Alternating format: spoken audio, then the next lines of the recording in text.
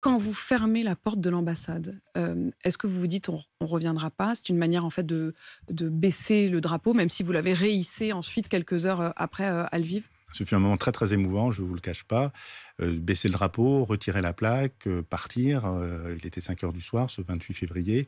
Évidemment, on se dit qu'on ne reviendra pas. Moi, j'avais le secret espoir de revenir, parce que je crois que ce pays mérite le succès qu'il remporte actuellement. Je ne croyais pas que les Russes pourraient le subjuguer de cette façon. Mais évidemment, il y a beaucoup d'interrogations.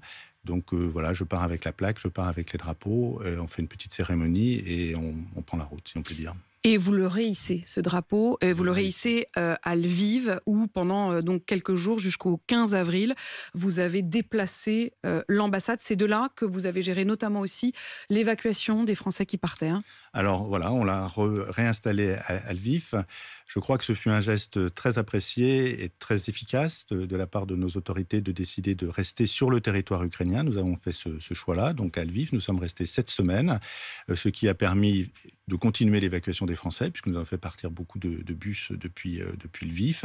Et puis Il y a eu surtout, quelques critiques à ce moment-là. Certains Français qui estimaient que ça n'allait peut-être pas assez vite. oui, Ils étaient seuls. Est-ce que vous vous avez savez. pu les entendre ou est-ce que, On a fait le maximum. Nos compatriotes sont souvent critiques, c'est une de leurs caractéristiques. Je crois qu'on a fait énormément, on a fait beaucoup. On a essayé surtout de leur indiquer les voies de sortie, par exemple le train. Il s'est avéré, ce qui n'était pas évident au départ, que le train était une possibilité. Le train continue à fonctionner, a toujours fonctionné pendant cette crise. Donc quand on s'en est aperçu, on leur a conseillé de prendre le train. On a mis en place beaucoup de bus. On est resté en contact avec eux téléphonique régulier, notamment ceux qui étaient dans les villes bombardées comme Soumy ou autres.